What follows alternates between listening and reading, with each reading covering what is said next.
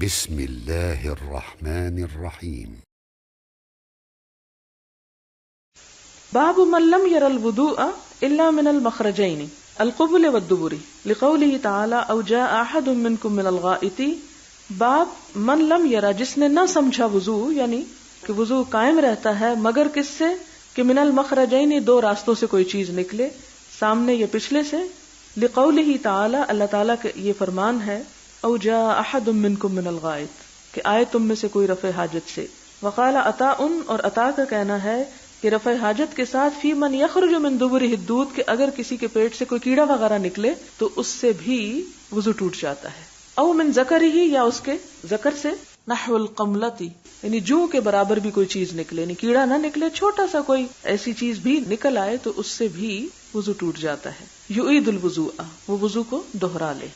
یعنی ایک تو طبعی نجاستیں ہیں، وہ تو انڈرسٹوڈ ہیں، لیکن اگر طبعی نجاستوں کے علاوہ کوئی اور کیڑا وغیرہ نکل آتا ہے تو اس صورت میں بھی وضو دہرانا ہوگا. وقال جابر بن عبداللہ، جابر بن عبداللہ کہتے ہیں، اذا ضحک فی الصلاۃ، جب کوئی ہنس پڑے نماز میں، اعاد الصلاۃ، تو نماز دہرائے، یعنی ہنسنے سے نماز ٹوٹ جاتی.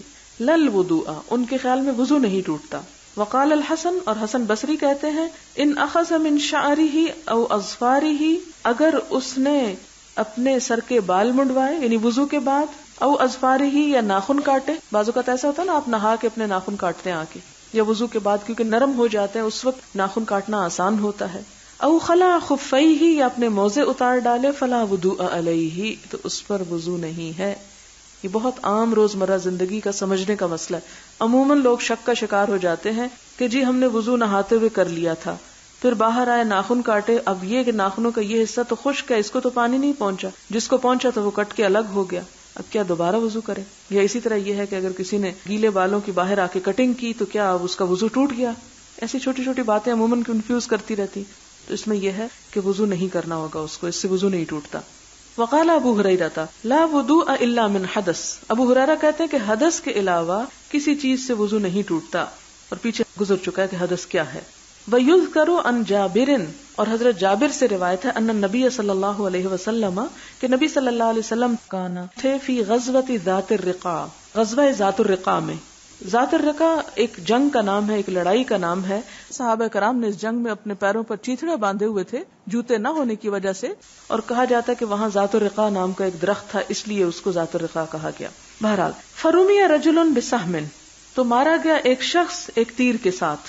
فنزفہ الدم، تو بہ نکلا اس سے خون، یعنی مر نہیں گیا، مارا گیا. مراد یہ کہ اس کو آ لگا ایک تیر. جنگ میں تھا، تو جنگ میں تو آپ کو معلوم ہر طرف سے کہیں تیر پڑ رہے، کوئی تلواریں آ رہی، کوئی کچھ، تو اس کا خون نکل آیا. فرکع وسجد ومضى فی صلاته، اس نے رکوع کیا، سجدہ کیا اور اپنی نماز پڑھتا گیا. اس سے کیا پتہ چلتا ہے کہ اگر انسان نماز شروع کر چکا ہے اور جسم کے کسی حصے سے خون بہنے لگ گیا ہے تو ایسی صورت میں اس کا وضو نہیں ٹوٹے گا، وہ نماز پڑھتا رہے گا. مثلا کسی کی کوئی پھنسی وغیرہ تھی یا کوئی پیپ تھی، اور مثال کے طور پہ پاؤں پہ کوئی چیز تھی، نیچے بیٹھ کے اٹھا تو دیکھا کہ وہ پھٹ چکی ہے اور اس سے پیپ نکل آئی ہے یا خون، تو کیا وہ نماز توڑ دے، جا کے دوبارہ وضو کرے؟ تو اس کے لیے غزوہ ذات الرقاع کے اس صحابی کی مثال ہے کہ نماز کی حالت میں ان کو تیر لگا، ان کا خون بہ رہا تھا اور وہ اپنی نماز پڑھتے رہے. وقال الحسن، اور حسن بصری کہتے ہیں، ما زال المسلمون، ہمیشہ رہے مسلمان، یصلون فی جراحاتہم، اپنے زخموں میں نماز پڑھتے، یعنی اپنے زخمی حالت میں نماز پڑھتے رہے. جیسے حضرت عمر کو، آپ کو معلوم ہے، شہید کرنے کے لیے کون سا وقت چنا گیا تھا؟ نماز کا. انہوں نے نماز نہیں توڑی، وہ خون بھی بہتا رہا اور نماز بھی پڑھتے رہے.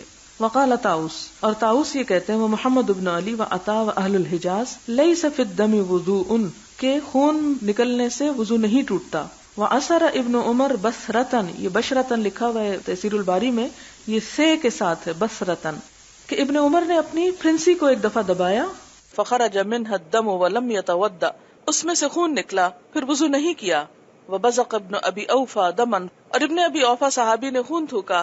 جیسے کسی کو ایسی بیماری ہے جس سے خون آتا ہے منہ سے، جیسے ٹی بی وغیرہ میں، تو کیا ایسا شخص جو ہے بھی بیمار اور خون آ رہا ہے اس کے منہ سے، تو بار بار وضو کرے گا یا اس وضو سے نماز پڑھ سکتا ہے؟ یہ نماز کی حالت میں ہی بعض اوقات اس کے منہ سے خون آ جاتا ہے، یا بعض اوقات آپ دیکھتے ہیں کہ وضو کر چکتے ہیں اور اینڈ میں آپ محسوس کرتے ہیں کہ آپ کے منہ میں کچھ نمکینی سی ہے تو پتہ چلتا ہے کہ دانتوں سے خون آ گیا، تو ایسی صورت میں کیا دوبارہ وضو کریں؟ ہو سکتا ہے پھر کریں اور پھر وہی چیز ہو جائے، اور بعض اوقات یہ ہوتا ہے کہ خون بہنا شروع ہوتا ہے تو بند ہی نہیں ہوتا، تو کیا ایسی صورت میں نماز پڑھی جا سکتی ہے؟ تو اس میں یہ ابن عمر کی مثال دیتے ہیں کہ ان کا خون نکلا پھنسی سے لیکن انہوں نے دوبارہ وضو نہیں کیا، اور ابن ابی اوفا نے خون تھوکا فمدا فی صلاتہ، اور انہوں نے اپنی نماز جاری رکھی۔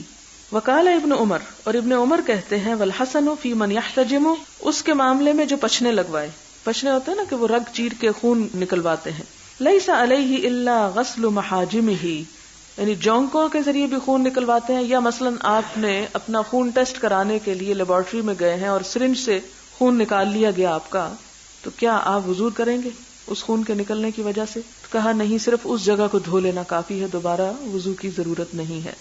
اس میں آپ دیکھیں کہ آپ صلی اللہ علیہ وسلم سے صرف ایک ہی بات پتہ چلتی کہ آپ غزوہ ذات الرقاع میں موجود تھے جب ایک صحابی نے حالت نماز میں تیر کھا کے بھی نماز جاری رکھی، باقی سب آراء ہیں، اور آراء اس سے مختلف بھی ہو سکتی ہیں اور دوسری آراء بھی موجود ہیں۔ اب اس میں یہ لوگ بھی صاحب علم ہیں اور دوسری طرف بھی، لہذا اس میں سے جس پر آپ کا دل ٹکے آپ کر سکتے ہیں، جبکہ یہاں بھی مثالیں موجود ہیں۔ اور پھر وہی بات ہے کہ دین یسر ہے، آپ صلی اللہ علیہ وسلم کے سامنے جب دو چیزیں آتی تھیں تو ان میں سے آپ آسان کو اختیار کرتے تھے۔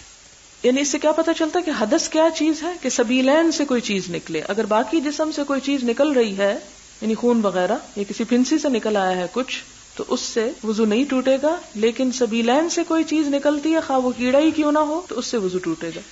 حدثنا آدم بن ابی ایاس قال حدثنا ابن ابی ذئب قال حدثنا سعید المقبری عن ابی ہریرہ قال قال رسول اللہ صلی اللہ علیہ وسلم لا يزال العبد فی صلاۃ، ہمیشہ رہتا ہے بندہ نماز میں، ما کان فی المسجد، جب تک وہ مسجد میں ہوتا ہے، ینتظر الصلاۃ، نماز کا انتظار کرتا ہے، ما لم یحدث، جب تک کہ اس کا وضو نہ ٹوٹ جائے۔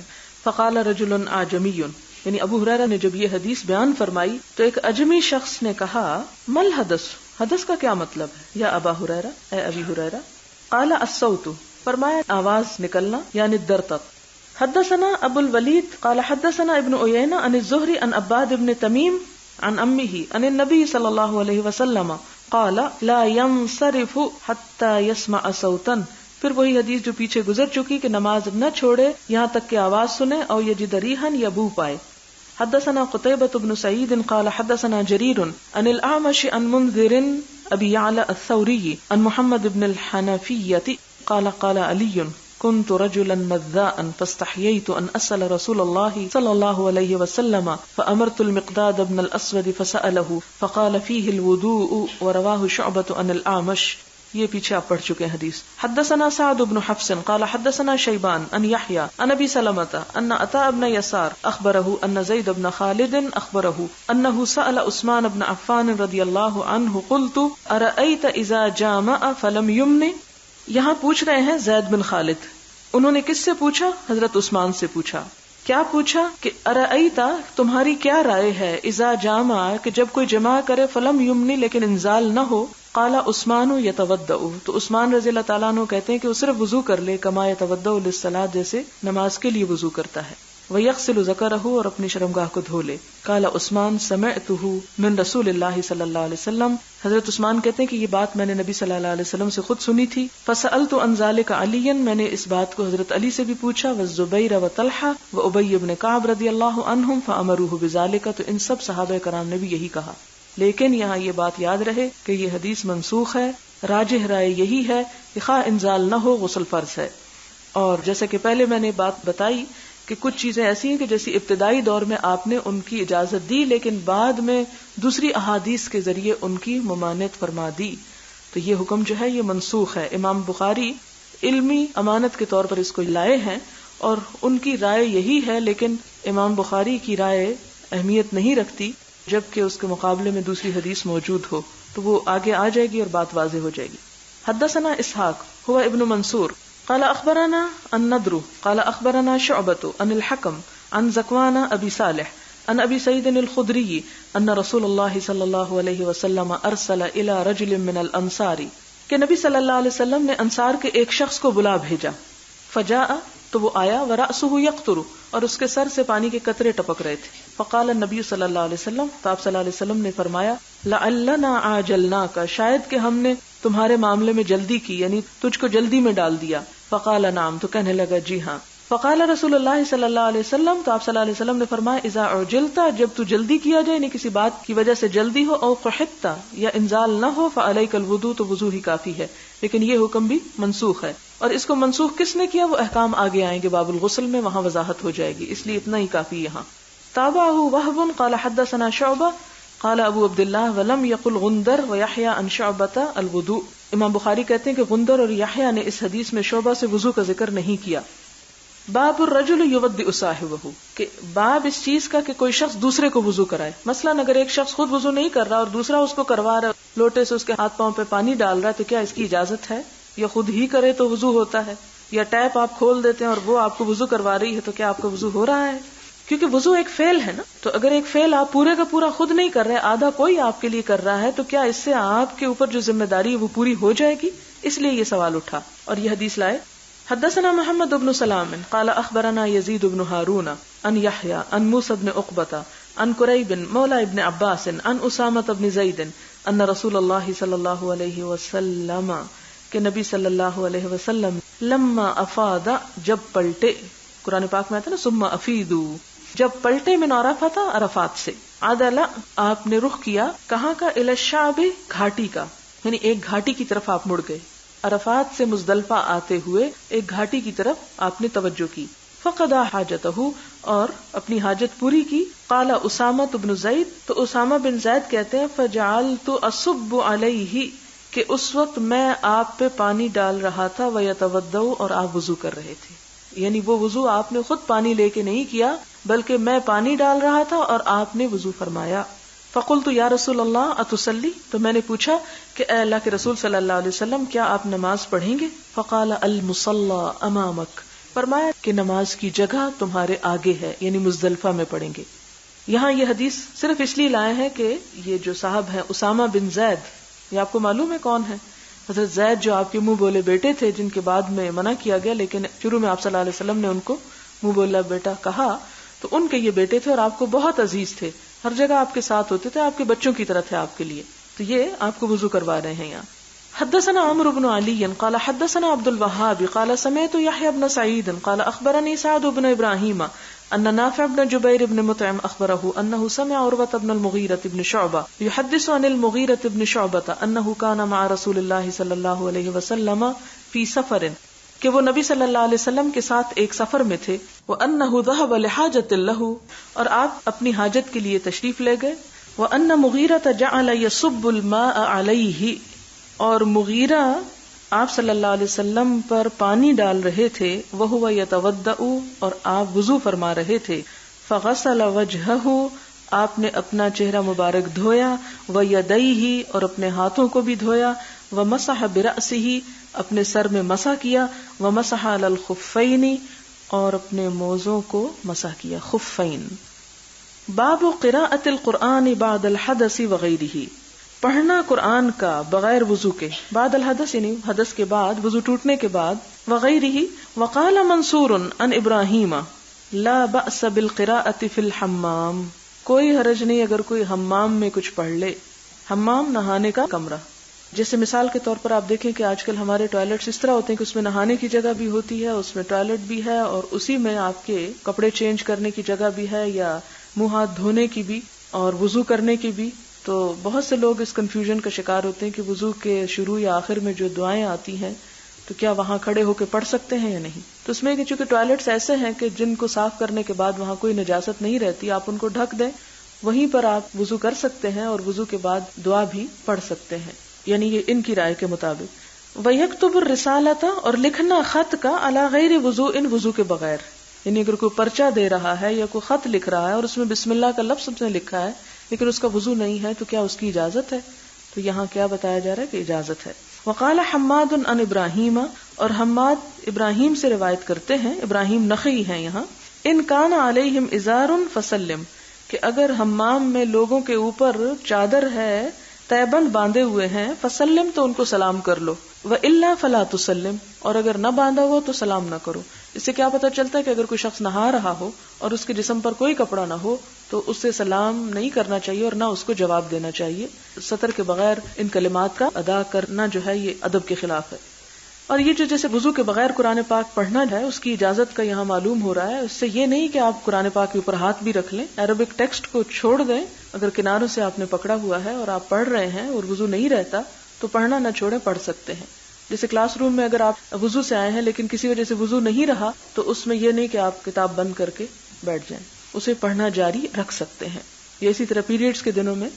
حدثنا اسماعیل قال حدثني مالك عن مخرمة بن سليمان عن كريب مولى ابن عباس ان عبد الله ابن عباس اخبره انه بات ليلة عند ميمونة. یہ چونکہ پیچھے حدیث گزر چکی ہے اس لیے صرف ضروری مقام پہ ترجمہ کروں گی ورنہ آپ خود سمجھیں. انه بات ليلة عند ميمونة زوج النبي صلی اللہ علیہ وسلم وهي خالته فاستجعت، تو میں لیٹ گیا فی عرض الوسادتی، سرہانے کی یا میٹرس کی چوڑائی کے بل پر، یعنی جس طرح میٹرس لمبا ہوتا ہے اس طرح نہیں بلکہ اس کے دوسرے رخ پہ.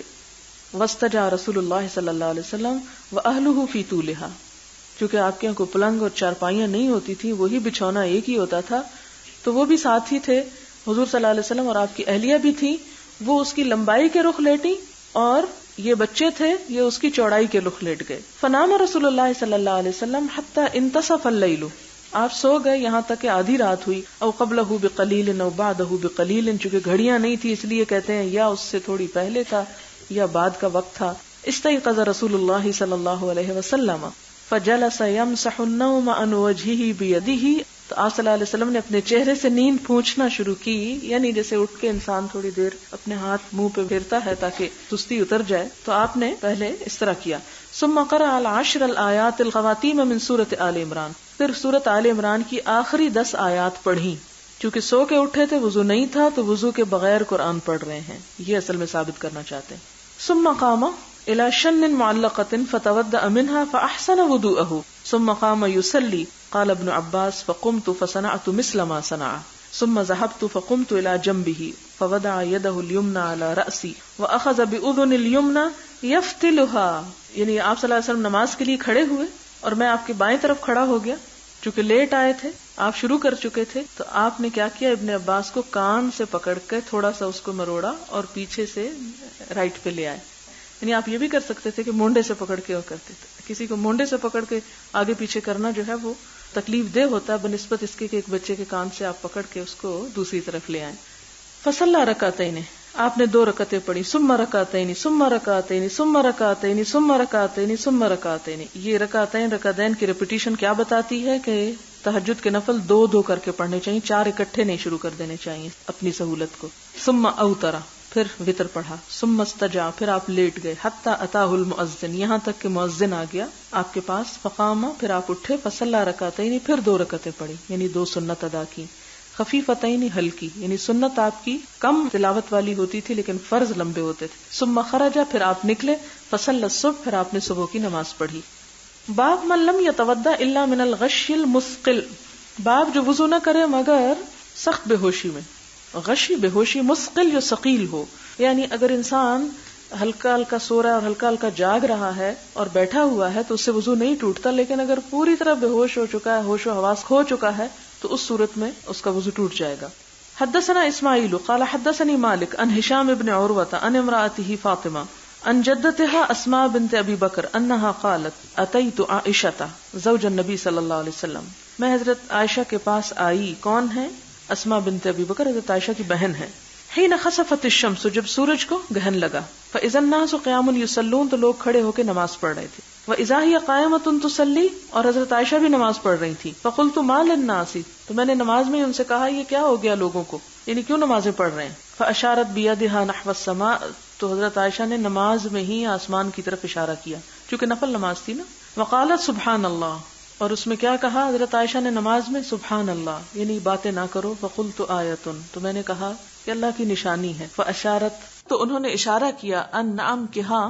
فقمت، تو میں بھی کھڑی ہو گئی حضرت اسماء. حتی تجلانی الغش، یہاں تک کہ مجھے بے ہوشی آنے لگی، یعنی میرے ہوش و حواس باختہ ہونے لگے. شاید بہت لمبی نماز تھی اور لوگوں کا رش تھا، اس وجہ سے بھی. وجعلت اصب فوق رأسی ماء، تو میں نے اپنے سر پہ پانی ڈالنا شروع کیا. فلما انصرف رسول اللہ صلی اللہ علیہ وسلم، جب نبی صلی اللہ علیہ وسلم نے سلام پھیرا، انصرف ہوتا ہے نماز سے سلام پھیرنا، حمد اللہ و اثنا علیہ، تو آپ نے خطبہ ارشاد فرمایا حمد و ثنا کے ساتھ. ثم قال، پھر فرمایا ما من شیء کنت لم ارہ، نہیں کوئی چیز کنت لم ارہ کہ نہیں میں نے دیکھا اس کو، الا قد رأیتہ فی مقامی ھذا، یعنی آج تک جو چیزیں میں نے کبھی نہیں دیکھی تھیں آج میں اس جگہ پر انہیں دیکھ رہا ہوں. یعنی بہت سے ایسے غیب کے امور جن پر آپ اس سے پہلے مطلع نہ تھے وہ آپ کو اس وقت دکھائے گئے جب آپ خطبہ دے رہے تھے. وہ کیا تھے؟ حتی الجنت والنار، یعنی جنت اور دوزخ بھی دکھائی گئی. وَلَقَدْ أُوحِيَ إِلَيَّ، اور وحی کی گئی میری طرف، أَنَّكُمْ تُفْتَنُونَ فِي الْقُبُورِ، کہ تم آزمائے جاؤ گے، آزمائش میں ڈالے جاؤ گے قبروں میں. مثل مانند او قریبا من فتنة الدجال، فتنہ دجال کے قریب یا اسی جتنا، یعنی اتنی سخت آزمائش ہوگی. لا ادری ای ذالک قالت اسماء، میں نہیں جانتی کہ اسماء نے کیا کہا تھا، کیونکہ یہ حدیث جو ہے کون بیان کری ہے حضرت اسماء سے؟ فاطمہ. اور فاطمہ کون ہے؟ ہشام بن عروہ کی بیوی ہیں. یؤتی احدکم، تم میں سے ایک لایا جائے گا، یعنی کس کے سامنے؟ فرشتہ آئے گا اس کے سامنے. یؤتی احدکم یعنی لایا جائے گا ایک تم میں سے، یعنی فرشتے کے سامنے، یا فرشتہ اس کے پاس آئے گا. فیقال لہ، تو اس سے کہا جائے گا، کس سے؟ مرنے والے سے. ما علمک بہذا الرجل، کیا علم ہے تمہارا اس شخص کے بارے میں؟ فاما المؤمن او الموقن، تو مومن یا موقن یعنی یقین کرنے والا. لا ادری، میں نہیں جانتی، ای ذالک قالت اسماء، کہ اسماء نے کیا کہا تھا، مومن کہا تھا یا موقن کہا تھا. فیقول، تو وہ کہے گا، یعنی کون کہے گا؟ مومن کہے گا قبر میں، ہوا محمد الرسول اللہ جاءنا بالبینات، کہ محمد صلی اللہ علیہ وسلم ہمارے پاس روشن نشانیاں لائے، والہدا اور ہدایت لائے. فاجبنا، تو ہم نے قبول کر لی. وآمنا، اور ہم ایمان لائے. واتبعنا، اور ہم نے پیروی کی. فیقال، تو اس نیک شخص سے کہا جائے گا، نم صالحا، سو جاؤ آرام سے. فقد علمنا، کہ ہم جانتے تھے، ان کنت لموقنا، کہ تو یقین کرنے والوں میں سے ہے. وَأَمَّا الْمُنَافِقُ، اور جہاں تک منافق کا تعلق ہے، اب المرتاب، یا شک کرنے والے کا، لا ادری ای ذالک قالت اسماء، میں نہیں جانتی کہ اسماء نے ان دونوں میں سے کون سا لفظ بولا تھا. فیقول، تو وہ کہے گا، لا ادری، کون کہے گا؟ منافق یا مرتاب، میں نہیں جانتا. سمعت الناس یقولون، میں نے سنا لوگوں کو کہتے تھے، شیئن، کوئی بات، فقلتہ، تو میں نے بھی اس کو کہہ دیا. یہ فرق ہے لوگوں کے درمیان کس چیز کا؟ ان کا جو سوچ سمجھ کر شعور کے ساتھ حضور صلی اللہ علیہ وسلم کو اپنا رسول مانتے ہیں، اور ان کے درمیان جو شک میں پڑے ہوئے ہیں اور کچھ نہیں جانتے، وہاں بھی جا کے کہیں گے لا ادری. اس سے کیا پتہ چلتا کہ اندھا دھند تقلید نہیں کرنی چاہیے، سنی سنائی باتوں کے پیچھے نہیں پڑ جانا چاہیے، بلکہ جہاں تک ممکن ہو علم حاصل کرنا چاہیے. علم حاصل کرنا فرض ہے. صرف ان لوگوں سے ساکت ہے جن کے دماغ جو ہے وہ کام نہیں کرتے. باقی لوگوں کو اندھا بہرا اور جاہل بن کے رہنے کی تلقین نہیں یا چھوٹ نہیں کہ وہ نہ سیکھیں، اور صرف یہ کہیں کہ چونکہ لوگ کرتے تھے اس لیے میں نے بھی کر لیا، اس کے اپنے پاس کوئی دلیل نہ ہو. یعنی ہر چیز کی تو دلیل نہیں ہر شخص لے سکتا، لیکن جو ایمان سے متعلق چیزیں ہیں، یعنی اللہ تعالیٰ کی ذات، اس کی کتاب، اس کے رسول محمد صلی اللہ علیہ وسلم، ان کی ذات کی پہچان، یہ تو ہر مسلمان کا بنیادی فرض ہے کہ اس کو جانے. باب مسح الرأس کلہ، سر کا مسح سارے کا سارا، لقول اللہ تعالیٰ، اللہ تعالیٰ کا فرمان ہے. یعنی مسح سر کا کتنا ہونا چاہیے؟ وامسحوا برؤوسکم، مسح کرو اپنے سروں پر. اس سے کیا وہ ثابت کرتے ہیں کہ سارے سر کا مسح. وقال ابن المسیب، اور ابن مسیب کہتے ہیں المرأۃ بمنزلۃ الرجل، عورت بھی مرد کی طرح ہے، یعنی عورت بھی پورے سر کا مسح کرے. تمسح علی رأسها، اپنے سر پہ مسح کرے. وسئل مالک، اور امام مالک سے پوچھا گیا، ایجزئ ان یمسح بعض الرأس، کیا کافی ہو جائے گا کہ مسح کر لے ایک انسان اپنے سر کے کچھ حصے کا؟ فاحتج بحدیث عبداللہ بن زید، تو امام مالک نے کیا کیا؟ عبداللہ بن زید کی حدیث سے دلیل لی. وہ کیا حدیث ہے؟ وہ آگے آ رہی ہے کہ پورے سر کا مسح کرنا چاہیے. حدثنا عبداللہ بن یوسف قال اخبرنا مالک عن عمرو بن یحیی المازنی عن ابیہ ان رجلا قال لعبداللہ بن زید وهو جد عمرو بن یحیی اتستطیع ان ترینی کیف کان رسول اللہ صلی اللہ علیہ وسلم یتوضا. وہ پوچھتے ہیں کہ کیا تم استطاعت رکھتے ہو کہ تم مجھے دکھاؤ کہ نبی صلی اللہ علیہ وسلم کیسے وضو کرتے تھے؟ فقال عبداللہ بن زید، عبداللہ بن زید کہتے ہیں نعم، ہاں. فدعا بماء، پانی منگوایا. فافرغ علی یدیہ، اپنے ہاتھوں پہ انڈیلا. اس سے کیا پتہ چلتا ہے کہ آپ صلی اللہ علیہ وسلم کسی بھی برتن میں ہاتھ ڈالنے سے پہلے الگ طور پہ ہاتھوں کو دھویا کرتے تھے. فغسل يده مرتين، 2 مرتبہ ہاتھ دھوئے، ثم تمضمض واستنثر ثلاثا، پھر 3 مرتبہ کلی کی اور ناک صاف کیا، ثم غسل وجهه ثلاثا، پھر 3 مرتبہ اپنا چہرہ دھویا، ثم غسل يديه مرتين مرتين الى المرفقين، پھر اپنے ہاتھوں کو کہنیوں تک 2 مرتبہ دھویا، ثم مسح رأسه، پھر اپنے سر کو مسح کیا، بيديه اپنے دونوں ہاتھوں سے، فاقبل بهما، تو سامنے کی طرف سے شروع کیا، وادبر، اور پچھلی طرف سے، یعنی آگے سے پیچھے لے گئے اور پیچھے سے آگے، بدأ شروع کیا، بمقدم رأسه، اپنے سر کے اگلے حصے سے، حتی ذهب بهما، یہاں تک کہ لے گئے ان دونوں کو، الی قفاه، اپنے گردن تک یعنی پیچھے تک، ثم ردهما، پھر پیچھے سے لائے ان کو، الی المکان الذی بدأ منه، اسی جگہ پر جہاں سے مسح شروع کیا تھا، ثم غسل رجلیہ، پھر اپنے دونوں پاؤں دھوئے۔ اس میں آپ دیکھ رہے ہیں کہ وضو کی ترتیب تھوڑی سی مختلف ہے پہلی ترتیب سے۔ اس سے کیا پتہ چلتا ہے کہ آپ صلی اللہ علیہ وسلم نے مختلف اوقات میں مختلف طریقوں سے وضو کر کے دکھایا، اور پتہ یہ چلتا ہے کہ اس سے وضو ہو جاتا ہے، یعنی 2 دفعہ سے بھی ہو جاتا ہے، 1 دفعہ سے بھی ہوتا ہے، اور 3 دفعہ بھی آپ صلی اللہ علیہ وسلم نے کیا، لیکن 3 سے 4تھی مرتبہ کہیں پر بھی دلیل نہیں ہے۔ اور جیسا کہ وہ بات آپ یاد رکھیں کہ صحابہ کرام میں سے ہر ایک نے کیا بات روایت کی جو انہوں نے خود دیکھی، اور وہ پھر بات اس سے آگے چل پڑی۔ اب جس نے ایک بات لی وہ دوسرے کے پاس بھی دلیل ہے، اس کی مخالفت نہ کرے، یا اس کو برا بھلا نہ کہے، اس پہ کافر یا جاہل کے فتوے نہ لگائے، جبکہ دونوں کا سورس ایک ہے، اور سورس ایک ہے لیکن پھر کیوں مختلف ہے؟ اس لیے کہ آپ صلی اللہ علیہ وسلم نے سہولت کے لیے مختلف طریقے پر عمل کر کے خود دکھایا۔ یعنی یہ اختلاف یہ نہیں کہ بعد میں لوگوں میں پیدا ہو گیا، یہ لوگوں نے ضد اور جہالت کی بنا پر اختلاف کیا، یہ اختلاف خود آپ صلی اللہ علیہ وسلم کی ذات میں بھی ملتا ہے، اور اسے ہم آپ کی ذات میں کنٹرڈکشن نہیں کہیں گے، وسعت کہیں گے، اور ضرورت کے تحت کچھ کام کا کرنا، یعنی مختلف ضروریات اور سہولیات کی خاطر دین کو وسعت دینے کے لیے آپ کا طرز عمل جو ہے وہ ہمیں مختلف ملتا ہے۔ یا تقدیم و تاخیر کی بات بھی ہے کہ ابتدا میں ایک حکم تھا، پھر بعد میں دوسرا حکم آیا، تو اس کی متعدد وجوہات ہیں جن کا ذکر ساتھ ساتھ ہوتا چلا جائے گا۔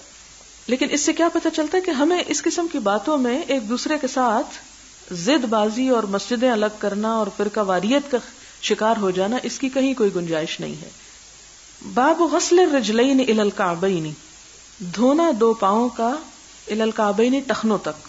حدثنا موسیٰ بن اسماعیل قال حدثنا وہیب عن عمرو عن ابیہ شہدت عمرو بن ابی الحسن سأل عبداللہ بن زید عن وضوء النبی صلی اللہ علیہ وسلم، یہ پھر عبداللہ بن زید ہیں جو اوپر والے ہیں۔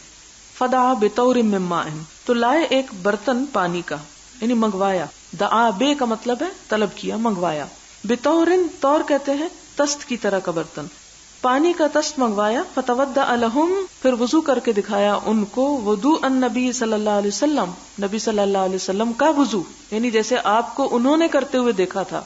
فاکفأ، تو انڈیلا، علی یدہ، اپنے ہاتھ پر، من الطور، اس تست میں سے یا اس برتن میں سے پانی، فغسل یدیہ ثلاثا، تو دھویا اپنے ہاتھوں کو 3 مرتبہ۔ اور پہلی روایت میں کیا ہے؟ فغسل یدہ مرتین، ثم ادخل یدہ فی الطور، پھر ڈالا اپنا ہاتھ پانی میں، برتن میں، فمضمض واستنشق واستنثر، تو انہوں نے کیا کیا؟ کلی کی، ناک صاف کیا اور ناک جھاڑا بھی، 3 غرفات، 3 چلوؤں کے ساتھ، یعنی 3 الگ دفعہ پانی لے کے، ثم ادخل یدہ، پھر اپنا ہاتھ ڈالا، فغسل وجہہ ثلاثا، پھر 3 مرتبہ آپ نے منہ دھویا، ثم غسل یدیہ مرتین، پھر 2 مرتبہ اپنے بازوؤں کو دھویا، الی المرفقین، کہنیوں تک، ثم ادخل یدہ، پھر اپنا ہاتھ ڈالا، فمسح رأسہ، پھر اپنے سر کا مسح کیا، فاقبل بہما وادبر مرۃ، پھر ان کو آگے سے پیچھے لے گئے اور پیچھے سے آگے، واحدۃ، ایک ہی مرتبہ، یعنی مسح 3 دفعہ نہیں تھا، 1 دفعہ تھا۔ اقبلا، آگے لے جانا، اور ادبرا، پیچھے۔ ثم غسل رجلیہ، پھر اپنے پاؤں دھوئے، الی الکعبین، ٹخنوں تک۔ باب استعمال فضل وضوء الناس، لوگوں کے بچے ہوئے پانی سے وضو کرنا، یعنی ایک برتن جیسے ایک بالٹی ہے تو ایک شخص نے اس سے وضو کر لیا، یہ نہیں کہ اس کے اندر وضو کیا اور اس کے اندر ہی سب کچھ ہاتھ واتھ دھو کے اس میں ہی سب میل کچیل پھینک دی، نہیں۔ مثال کے طور پر پہلے زمانے میں مسجدوں میں، اور آج بھی بعض اوقات حوض بنے ہوتے ہیں یا حوضیاں بنی ہوئی ہوتی ہیں، یعنی گول دائرے میں، خاص طور پہ ترکی کی مسجدوں میں یہ چیز ملتی ہے کہ مسجد کے درمیان میں ایک ٹب سا ہوتا ہے یا ایک حوض سا ہوتا ہے کہ جس کے آس پاس بیٹھنے کی جگہ ہوتی ہے، اور مختلف طرح کے لوگ اپنے اپنے جگہ پہ بیٹھ کے اس میں ایک ہی پانی سے وضو کر رہے ہوتے ہیں۔ تو اب جب ایک نے ہاتھ ڈالا تو وہ پانی تو ہاتھ والا ہو گیا نا، استعمال ہو گیا ایک طرح سے، کیا دوسرا اس سے وضو کر سکتا ہے؟ یا بعض اوقات یہ ہے کہ پانی کم ہے اور اگر کسی شخص نے ایک پانی کو استعمال کیا ہے تو کیا اس پانی کو ری یوز کیا جا سکتا ہے، تو اس کا کیا حکم ہے؟